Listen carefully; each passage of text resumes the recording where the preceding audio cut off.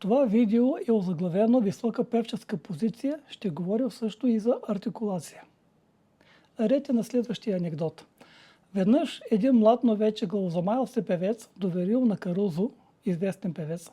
Забелязахте ли как снощи моят глас изпълни залата? Да, отвърнал Карузо. Дори видях как голяма част от публиката излезе да му направи място. И така, след като се произведе звук от гласните струни, е необходима подходяща акустична среда, за да се превърне в качествен звук. С други думи, е необходимо гласът да се чуе или образно казано да се изнесе напред. Затова спомагат високата певческа позиция и правилната артикулация. Нека да поговорим за висока певческа позиция. Има разлика между говорна позиция и висока певческа позиция. При високата певческа позиция се активизира мекото непце и отнема напрежението от гърлото. Стегнатото гърло възпрепятства, блокира потока на въздушната струя, затова трябва да е оптимално отворено. Ролята на високата певческа позиция е, че гласът ни става колоритен и богат на обертонове. Какво са обертоновете, ще обясним в раздела за теория на музиката. При покой непцето е долу и образно казано е като нисък таван. При високата певческа позиция мекото непце се повдига максимално нагоре. При повдигането му се отваря място и се създава акустична среда, където попадайки звука променя качеството си. Не случайно катедралите имат купол за по-добра акустика. Това е пример как почти всичко, което е създал човека, е по подобие на това, което е създал Твореца.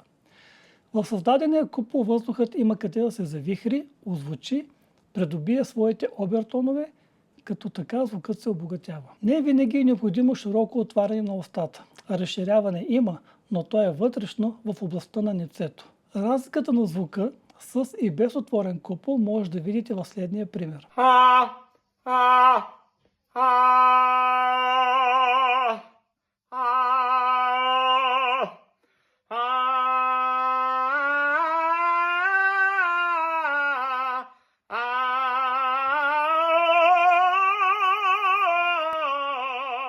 При уроците ни по вокална практика ни казаха буквално да се прозяваме, защото постановката на прозявката най-добре отразява постановката на певческата позиция. Образно казано, изпетия тон се мисли или проектира над главата, а не се задържа или стиска в гърлото.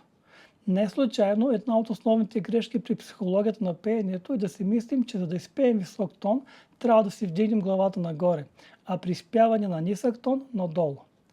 Изводът е, че главата не следва височината на тона. Също така, ако при пеене мелодията отива надолу, мислено се представяме как отива нагоре, за да не пропаднат съвсем ниските тонове.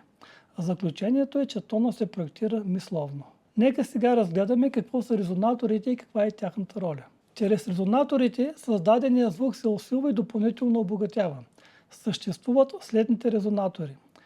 Първо, резонатор на гръдния кош, използва се главно при пеенето на ниски тонове. Второ, главов резонатор, използва се главно при пеене на високи тонове. Това са резонаторите в нашата глава. Обхваща кухините на устата, синусите и челото. Образно може да се представим резонатори чрез следната схема.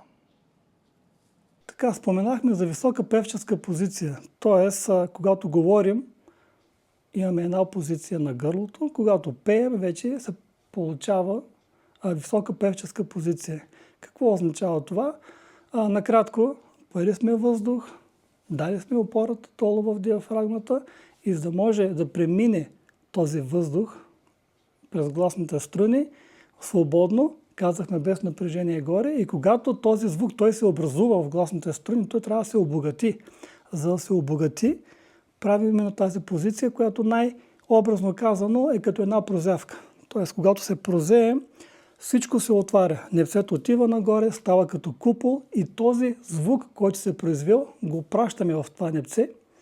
Там той се завихря, обогатява, говорихме за обертоновите и най-вече има резонатори. Има резонатори, в схемата са показани, тук има резонатори, тук също. Когато звука се прати в непцето и в тези резонатори, насочваме го натам, то тогава той се обогатява и каква е разликата можем да видим от примерите, които ще дам.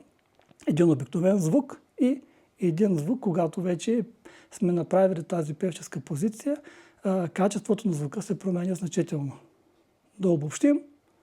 Опора, поели сме въздух, пращаме звука, търсим звука, винаги така сме го казвали, звука го мислете горе, не тук, горе. Пращаме го към тези резонатори и тогава неговото качество се променя. Прозявка, пращаме звука горе и качеството на звука се променя. Споменахме, че е много погрешно да мислим, че когато пеем, отиваме нагоре, дигаме главата нагоре. Отивайки надолу, дигаме главата надолу. Не. Главата се стои в едно положение, опора долу, отворена гърло, пращаме звука горе, нагоре, надолу, няма значение, главата се остава постоянна, никакво напрежение в раменете, никакво напрежение в гърлото и това са основните неща. Друг важен елемент при пеенето е правилната и ясна артикулация, за да може да се разбира текста или какво пеем. При артикулацията играят роля всички мускули в устната кухина, устните и челюстта.